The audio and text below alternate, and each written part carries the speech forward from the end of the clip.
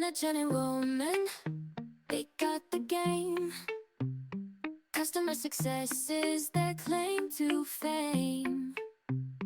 On the podcast, they light the spark, elevating your skills, creating a mark. Hi, everyone. Welcome back to the Customer Success Playbook podcast. I'm your host, Roman Trebon, here with my co-host, Kevin Metzger. Before we get started, a quick reminder to our audience, please rate, subscribe, and share the show so we can reach a broader audience and keep bringing you the guests and content that you want to hear. Kev, you must be, I see that smile's a little bigger this morning. For our guests listening to the podcast, I am wearing this very orange, very nice, actually, very comfortable Clemson Tiger shirt. On our last episode, Kev, in case you didn't listen, Kevin is an alumni of Clemson, the Tigers. I'm from Pittsburgh. I'm a big Pitt fan. They played this weekend on the football field. And Kev, you won. I'm wearing the Clemson. I'm not even upset about it because you got me a great sweatshirt and I'm looking good here with it. So great game and congrats on the big win. Thanks. I mean, orange looks good on you. I think you ought to consider adopting it. Man, what a game. The last quarter, and up to the last quarter, I think it was, I told you, I fell asleep for some of it, but woke up right at the beginning of the last quarter, and it was quite an exciting last quarter to watch. Yeah, it was a great game, and hey, if I'm going to lose, I'd rather put a sweatshirt on than have money out of my pocket, so a good way to have, and a lot of fun. So, Kev, speaking of game changers, we got a great topic today.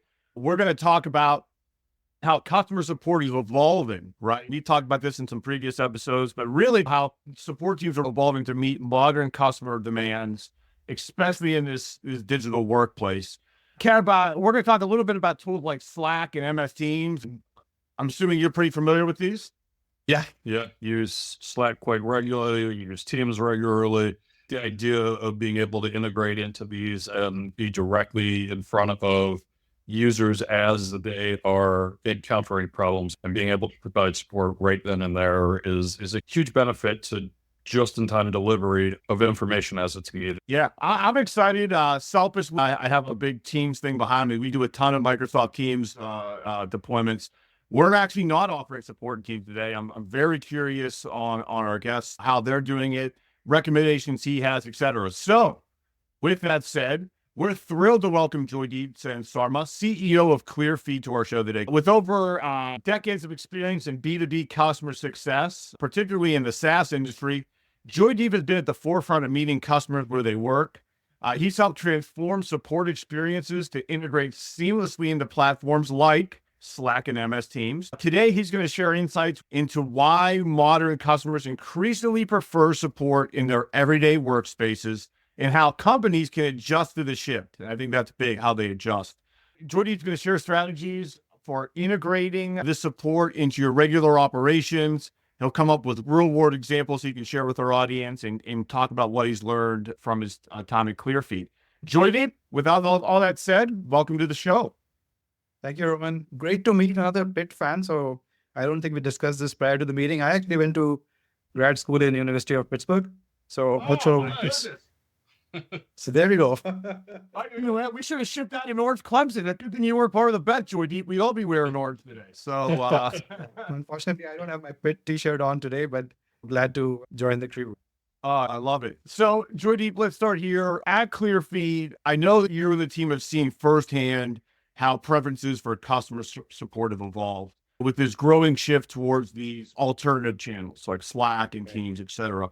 Why do you think customers are now gravitating towards these platforms over some traditional platforms in terms of how they want to get supported from their partners? So I think this is particularly happening in specific parts of the industry, particularly B2B, SaaS, and deep tech products and more complex products. I think there are multiple drivers for this. One is, of course, generational. As sort of people age and the new generation comes in, they are used to working out of chat. They are sitting on Slack and Microsoft Teams all day long. That creates a demand for changing the interaction between your partner teams, your vendor teams, and yourself. The huge driver for this is the SaaS industry is not like selling toasters and appliances. It's about land and expand, growing usage, growing your customers, and growing your revenues. We are coming from a world where support was a cost center, and you wanted to keep your support costs down as much as possible. And the lower the number of tickets, the lower of number of escalations, the better it was. And it was what I call transactional support. Whereas now, support is at the front lines, meeting customers every day, and you want to grow your customers, grow their usage. You care about their satisfaction. You care about getting referrals from them, and it's much more of a partnership than selling a toaster and just walking away. So I think that's the other side of the equation, where companies, I think, even without realizing it, are realizing that, hey, I can use these mediums to stay in closer touch with customers, help them resolve problems faster, and not just resolve problems, but really be a partner for them and help them grow usage. And that sort of ends up reflecting in my revenues and all the metrics that I track. So I think there are at least these two major factors that I see as behind this trend. Yeah. Do you see what's the type of usage? Like when customers start interacting in Teams and Slack, is it question answer, or is it more conversational usage that you see when they get into Teams and Slack? And how, as a company, are you supposed to position to leverage and build on that, build more partnership into it as opposed to just a question and answer thing? Yeah, that's a great question. Actually, the most common usage of these platforms, I feel, is actually during onboarding. I know of several firms who may not continue on a chat medium over the longer horizon, but they would certainly do the onboarding and the POC there. But actually, this is a period where there is a lot of back and forth. And speed is of the essence. The customer has a lot of questions. They're trying different things out.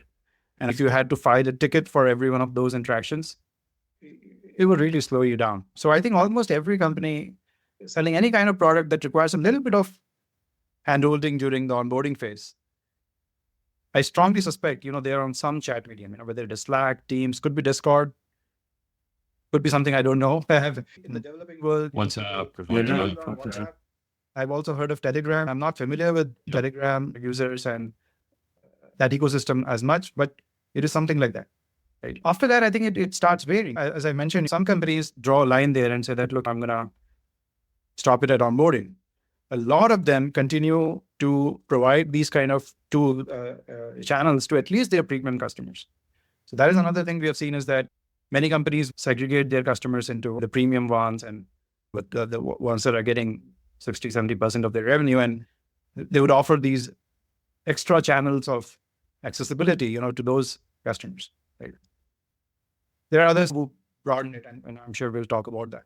Now, in terms of what happens on these, I think a couple of observations. As you guys have mentioned a couple of times, Slack and Teams is where you work already. So when you ship from your internal project channel to an external project channel, it's a very seamless switch. I think the user behavior changes unconsciously. Hey, I'm chatting with my colleague inside my workplace versus I suddenly start chatting with my colleague outside my workplace at my vendor. It's a very seamless switch. I think you can imagine that the tone becomes much more informal. You are likely to approach your vendor or your partner much more frequently. You're no longer restricted to request response paradigm. To give examples of other interaction patterns, support is typically not seen as a way of doing outbound communication, although support tools do support outbound communication. But I would say that's a secondary sort of a feature or usage pattern. Whereas we do a lot of outbound communication, and so do our customers. For example, anything related to status, downtime, important product features, events, wishing people on holidays, you name it. And a lot of the times, there's an inverse pattern of initiating the conversation from the vendor side and then customers responding back.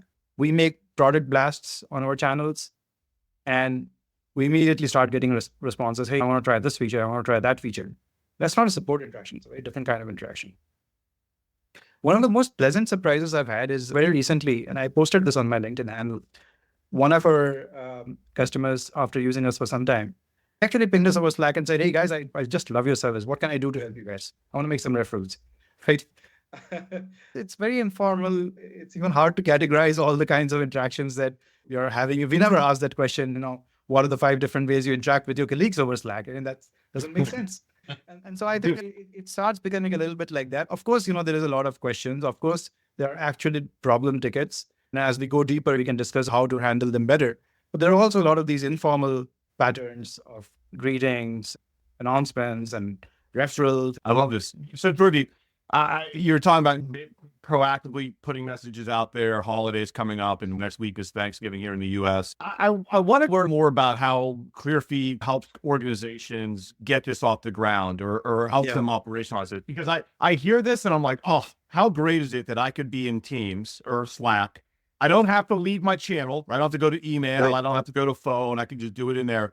But the first thing, I can't get this thought out of my head, I need you to help me, is they're going to bypass my support process. They're just going to chat individuals on my team, and it's going to blow everything up. So help me overcome this. Talk to us about it. Yeah, great point. Just to reinforce the point you're making, I hang out on community forums like Reddit, and that's one of the first responses I hear. A lot of people come and say, hey, I want to do this Slack thing. Do you guys think it's a good idea? And you get a blast of responses with 5 people jumping in and saying, no, never do it. It's a reason. Step back for all the reasons you said. So, and that's true. Framework to do this, some thought process, some kind of a strategy. This can easily blow up. And as you guys, I'm sure you guys have been knowing the support arena so well. The only thing worse than sort of doing something is to disappoint your customers. Offer them this kind of a channel, and then they come, drop you a message, and then you never get back. That's worse than having that email ticketing system. At least, the expectations were well set there, right? So I think your concerns are very valid. I would say the answer to this is in 2 parts. One is, as a company, different companies have different strategies. To what extent you want to use this? Like I mentioned in my previous reply, some people just use it for onboarding. Some people use it for conversational stuff, but they still have a ticketing system. Some people, like ourselves, we are all in, so we don't even have a ticketing system. We do everything here. So one of the things we first try to understand when we work with our customers is, hey, how do you want to approach this? What is the use case for this medium for you? And then we figure out a solution. A few things that I think we, generally speaking, help with, why some of the specifics differ by customer. I think the number one thing is making sure that you are responsive. Because once you have a large number of channels, it is just almost impossible to track that, right? And to make a claim that maybe I don't have as good SLAs on my ticketing system, but I'm going to get back to you, right? I'm going to get back to you in a day. Now, how do you say that? Because there's no system to track that. So the way Clearfeed works basically is it sits on top of these channels and it monitors every conversation, and it creates sort of a internal tracker for them. There's a hidden ticket. The customers just chat, but inside the system, there is a hidden ticket, which the agents or the support team or the engineering team, whoever is working out of these channels, can see. One of the first things we help people do is we help them make sure that everything is responded to, everything can be closed, there's internal statuses. We have a great alerting system. That's one of the things we are very good at, and that's how the product started. Yeah, and a lot of this is configuration, but you can easily set up policies that say, if I get a customer message and I don't respond within 10 minutes, 30 minutes, whatever is your sweet spot, send me a notification. Right? And these are all like things you can control, right? Is there cascaded notifications, who it goes to, where it goes to, so on and so forth. So I think the number one thing we do is help you be responsive and close everything out. The second thing we find very popular is, as you mentioned, almost everybody at scale has a ticketing system.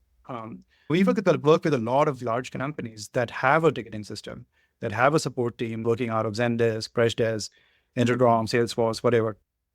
Once you've taken care of this basic stuff, the second question comes up. We can tell customers whatever we want, but they're going to come and report problems here. So we got to create tickets from here, right? And we got to get our support people who are sitting on that other tool patched into this. It took me a little while to realize that while, for many of us, particularly myself, Slack is the center of the world, but for support agents, like their support ticketing system is the center of their world. They want to work out of there. Everything has to come there. That's the second thing we frequently find ourselves helping our customers with, bridging these two worlds. There's a lot of configuration, a lot of options, how you want to do it and so on. But the bottom line is your customer is on Slack. your agent is on the support platform, whether it's Zendesk or Intercom, and we connect these and help bridge those gaps, right? That means bidirectional syncs. It means making forms available inside Slack. It means a whole bunch of things, So that's the second thing we do quite commonly. Now, you can also use us as a ticketing system. We offer that option as well, but we also realize that, there's a lot of ticketing systems out there. Those guys have been there for 10 years. They are more sophisticated than we are. For a small company, we might be a great solution to take care of their entire support stack. But definitely for larger companies with enterprise ticketing systems, we help them bridge these two worlds. The third thing goes back to the observation you made. If I open this up, I'm going to just get hit with God knows what. Everybody's going to come and ask, all kinds of questions there. So it's kind of the dual of the number one point I raised is that how do I keep some kind of SLA, and also like how do I temper the volume and so on. So yeah, I think that is another thing that I think is a strong focus these days is AI. So we do have a very nice answer bot, and we are able to suck in everything that you can throw at us. So whether it's external documentation or knowledge bases inside Zendesk and Intercom, or internal documents like Confluence, even your Slack chat, we can ingest all of that into a platform. And then depending on how you want to configure, we can help you sort of auto response to customers, or, have an assistant, like an AI assistant for your agents. So we offer these kind of things, and they help a lot. Again, it depends, how people want to use it. Like different people have different ways of working. Most of our customers, it's been very interesting. We kind of launched this, I think, maybe a year back, and obviously, we've been adding capabilities, and I've seen a very nice, smooth adoption. Most of our customers have started using our bot as an AI assistant, and I can't work without it. If I get a customer problem, I immediately get an assistant respond that, look, this may be a good response. These are the links, and, all this good stuff coming in, right? So by the time I'm trying to respond, I'm already off the ground. And I'm a veteran here. I've been here for day one. I know my product inside out, and I still think it's so useful, right? It saves me life. And I can only imagine that the people who are now joining our team and as new support sort of personnel, how useful it would be for them. So I would say maybe these are the three main ways. Of course, as you can imagine, any product has like, lots of features, but I think it will get pointless beyond a point. It doesn't matter then.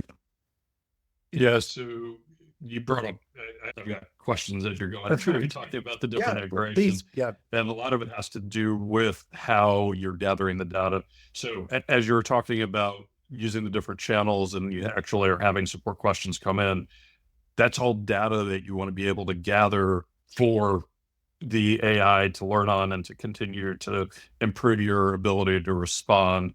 And when it's being gathered into a system in a very structured way, that's easy to do compared to when it's coming in an unstructured format. Now you've got to throw it through the processes to understand what's coming in as unstructured, and you're probably having to train different systems to understand that versus going into the structured format that comes in. So when we're looking at using an unstructured platform for communication, how are you managing that workflow so that you can recognize that it's coming in and it can go into a structured format, so that you gain the efficiencies of how it's coming in, but also how you're processing it on the back end? Is it through recognizing it and putting it through integrations, or is it through saying, I'm going to take this in, let me process it into the knowledge base? I'm just interested in how you're optimizing. That's a great question. And let me just start off by saying that our product is a work in progress. A lot of the things you said I want to do, but they're not there yet. Let me tell you what we have been able to do so far. We are able to index Slack and chat mediums. A support organization can bring in their structured data, as you said, the documentation and the knowledge bases typically, and they can also bring in Slack. One of the challenges you have faced is that while your documentation and knowledge bases are typically the gold standard, you try to keep them up to date, and they are the source of truth. But your chat degrades rapidly in quality, or it can. Your recent responses to customers are probably pretty accurate, but the old responses could be invalid. They could be superseded by documentation. Not an easy problem to solve. So what our system does is it tries to merge the knowledge from both of these. It understands that Slack is a chronological data set which degrades rapidly in quality, whereas your documentation is your gold standard. It is always assumed to be good. And so it sort of deprioritizes older chats as a source of answers, and also tries to these AI systems are a little tricky. It also tries to make sure that documentation gets a good shot, because otherwise what happens is that these chat transcripts tend to take over as support personnel. While it's great that you can find a chat transcript related to what I'm doing, you also want your gold standard documentation to show up if possible. We're still a work in progress, but we've tried to adopt some strategies to merge the knowledge from both sources. It continues to be a work in progress. We continue to find issues, but that's something that we work on. I think the point you mentioned, and we've heard this from many prospects, is they want to control this process. They don't want to leave it up to AI to do this merging and waiting. They want a different workflow where they flag some of these chat conversations and send them to documentation. This is where I think we need to do more. Ideally, I think this should be done through integration. Like if we had an integration with Zendesk KB system, and we could take a chat transcript and say, let me find if it needs a new KB or it can be inserted into an existing KB. But we are simply not there yet. You've done this sort of custom project with some companies, but not as a self-service product. What we have been trying to do of late is at least start to flag these conversations. So all the chats happening in Slack, our AI system categorizes them. And one of the categories it puts as feature requests or how-to questions and so on. We've got a bunch of categories which sort of commonsensical, make sense to support people. And you can go to our dashboard, filter, and find everything. For example, that was a how-to question. We would identify and show you. And at least it would help you get started. So that's the other thing I forgot. We have a very nice bot that can also do summarization and so on. So you can just instruct it, hey, add bot, create me a FAQ entry based on this chat. We use a lot of off-the-shelf AI systems, and they are amazing, as we all know. So this is all like GPT stuff behind the scenes, but it works fantastic. We just feed it the Slack thread, and it spews out a beautiful summary. We can help you identify the conversations that are likely to be good candidates for documentation and KBs. We can help you quickly summarize it. But right now, we leave it there. Beyond this, you have to take it and add it. Of course, like any other structured system, we have fields and so on. What I would advise people is to have a field that says documentation required or documentation done. We use that to track whether things that need to be pushed into documentation have been pushed into documentation. I would love to do more here, and I would love to get into a more automatic paradigm with human supervision. Hopefully, someday in the future. Yeah, looking forward to seeing what's happening, right? You guys are just scratching the surface. And Joydeep, I love this conversation. It gets me excited to hear kind of how we can support customers in like Slack and Teams, et cetera. Also makes me super nervous because if I have customers with other clients that use a Clearfeed and they're getting supported in Teams and Slack, then they come to us where we don't have it. I feel like we're like dinosaurs. I don't like that feeling of being left behind. Yeah. Tell you a small story here that your viewers might enjoy. It is very hard to quantify the benefits of this. I cannot claim that some customer of mine had a 100% revenue bump after doing this. I don't have that data, but I'll tell you a very interesting anecdote. A few days back, I was on Reddit. I frequently try to interact with people who are users of these systems and try to help them. I found that one of our customers had posted a very interesting thing on Reddit. I don't think they knew that we were reading it. This company, I won't take their name, but they are in the MSP space, sort of IT service. What is it called? ISP/MSP kind of space. Yeah. And one of the things I believe they do is they take complex software from software vendors and provide it as a service. I don't fully understand this. Stuff or A reseller. Yeah, there's some kind of a complex security software. What I was blown away by was that they were just chatting with somebody else on Reddit. And they said, hey, you know what?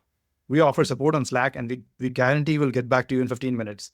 And that's one of the reasons why we got the right to provide the software on our platform. I was like, whoa. Yeah. Amazing. So that played into their partnership, is what you're saying. Yes. Unfortunately, it's hard to find these anecdotes, but as you said, it is happening throughout the industry. Yeah. Yeah. And the more and more teams, Kev, the more and more teams that adopt this, if you're not offering it, it's like, oh, I don't do email, I don't do chat. You're like, well, what is this? It's 2025. What are we doing? In 2009, 2010, 2011, when social was really starting to emerge, people were asking a lot about ROI and where it is. And one of the analogies I heard a lot at that time is social's like the new telephone. If you don't have it, you're not going to be able to be in all these channels and all these places where people are having these conversations and participate. So you've got to be able to participate.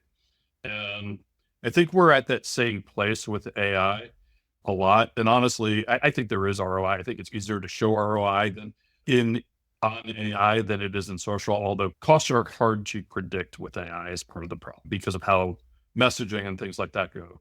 But still, the AI piece of, especially in customer success, or customer support rather, I think it's one of the fastest areas of adoption. It's looking at existing data that is structured relatively well compared to other data in the organization. You really are able to look at all of the information, understand the question and the format of the question, and say, how does this best index to a piece of data that I already have? And there's good data for training on it. There's good data for looking at it, and it's definitely one of the faster adoption areas in AI, in how it's being used. It's one of the better returns quickly, and being able to look at the data. Bots are relatively good. I think they're going to get exponentially better over the next year. I think it's going to be an exponential growth curve in how the bots are working, as we're able to better train the models, the LLMs that we're working with, right? I mean, it's one thing to do it just on, it's one thing to do it on the big language models, but when you can start taking smaller models and training them specifically, then start integrating the models together, you're going to start seeing better responses, faster responses, and really growing your opportunities. And I think that's where a lot of the opportunity is. It's a nice position to be in support with where you're at. So have you had direct feedback from customers? That was a good example of something where you saw it from Reddit, but what's kind of the best use cases you're getting from your customers? Are you talking specifically about the AI subsystem? Let's go in general, because you've got a broader product than just the AI piece, right? Yeah, I mean, like I said, we get very positive feedback. As I mentioned, it was a surprise, one day we got this offer to refer that's come from multiple people that were. The thing we hear in general is it allows people to scale.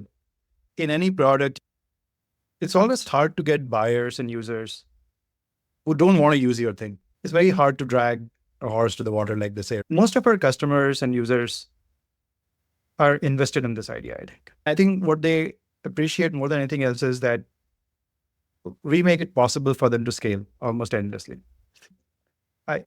Sometimes it's hard to demonstrate the benefit without demoing the product. But imagine that you guys are on Twitter and Facebook and all these things, right? And you've got customers everywhere. Slack is the same way. We've got hundreds of channels. We bring all of those conversations into one place. That fundamentally changes the way you work. You're no longer worried about the fact that I have 100 customers. It doesn't, whether you have 100 or 200 or 500, it doesn't really matter. All of it is coming in one place, and you've got all these features that we talked about. I would say that's the main benefit we see, that people are able to scale, and they're very happy for that. A few other interesting observations I would say is that simple thing like filing a ticket from Slack, it's not a big deal, right? I'm just being honest here. But I cannot tell you the number of times I've had our customer come and tell us, thanks for enabling this. This is such a lifesaver. Obviously, there's a lot of engineering behind it. But on the surface, it's a very simple thing. Put an emoji and you just start talking to the support person. That's basically the experience. And what I've realized as engineers and builders, I think sometimes, the human psychology is sort of something, always surprising. When customers are on a medium like Slack and they realize that they are able to create issues that somebody is tracking, they feel very happy about it. It's surprising because we're all used to ticketing systems, but bringing that into a construct like Slack is a positive surprise that a lot of people appreciate. Yeah, those are the two quick things that come to my mind.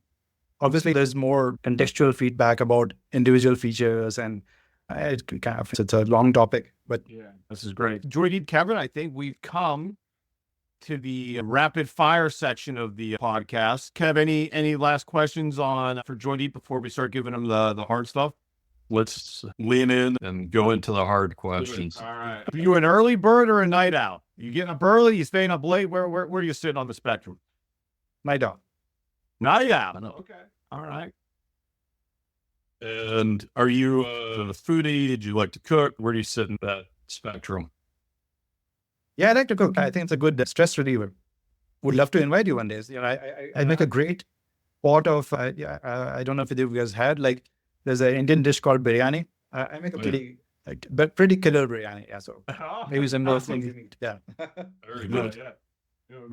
Maybe in a future episode, we'll have the recipe in our show notes. We'll have to see. We'll have to see we do the Joydeep recipe. Book recommendation. It could be a book around business. It could be a pleasure book. You got anything for us, Joydeep? So many of them put me on the spot, but yes, I think I really enjoyed reading old books. I really enjoyed reading, The Innovator's Dilemma, the Clayton Christensen, and he wrote like a bunch of books. So I love that from the business one. The more personal side, maybe, like this book, again, a oldie but goldie, like the Zen and the Art of Motorcycle Maintenance. Always loved that book. Big influence on my life. So I think, a couple of them. Yes, I'll start. Yeah, that's great. And if you ever read it, it's new to you, right? So they could be older books. If you ever read them, check them out. They're great books. Joydeep, where are you located? I work out of Bangalore mostly, in India. Bangalore, India. Okay. So if I come to Bangalore, where should I visit? It's kind of like a working town. It's not like a tourist town. So give me a holler when you're here, and I'll then give you an itinerary. There's some nice places outside the town. Mostly people just come here for business. They're like, it's full of software people, and Okay, so I'll tell you what I really like here. If you go out like a couple of 100 kilometers outside Bangalore, there's these amazing old temples and forts. It's just amazing. Mysore is well known, but there's lots of really amazing places around which are not that popular. 100 kilometers from Bangalore in any direction, you'll find great treks that lead you up to some hill which has 1,000-year-old fort or 500-year-old fort. Wow. Not very well known, but great experiences. Not the best maintained because they're not very well known, but for me, those experiences are really nice. Yeah, that's awesome. Well, Kevin, we get to Bangalore. We have off the beaten path attractions. We got dinner at Joydeep. We're all set, man. We're flying away. That's all we need here. Joydeep, thanks so much for doing the show. I know I'll speak for Kevin. We enjoyed the conversation. This is terrific. I love talking about the. Yeah, thanks for having me. I also really love chatting and telling you a little bit about what we do. It's been great. Thank you. Thanks so much. And audience, if you enjoyed our show, please subscribe, like it, share it with your friends and colleagues. Joydeep, where can our audience find more about you and Clearfeed, and how can they check out more of your work? We are at clearfeed.ai. That's our website. You can reach us there. I'm Joydeep. You can search for me on LinkedIn. You should find me. Awesome. Because you can watch a review on Reddit too. So when you're posting on Reddit, Joydeep's listening. So be careful. You can also find us on LinkedIn at Roman Trevon. Find Kevin at Kevin Metzger. Check out our Customer Success Playbook page on LinkedIn. We'll have clips of upcoming shows. You'll probably see Joydeep and myself here on this upcoming episode, me wearing the Clemson orange. And again, reach out, connect with us. We always love meeting new people. I like you, Kev. As always, audience, we really appreciate you listening. And as always, keep on playing. Success is the goal, gonna stand tall. And instead of falling, they got the game. Customer success is their claim to fame. On the podcast, they like a spark. Elevating your skills, creating a mark. Let's start.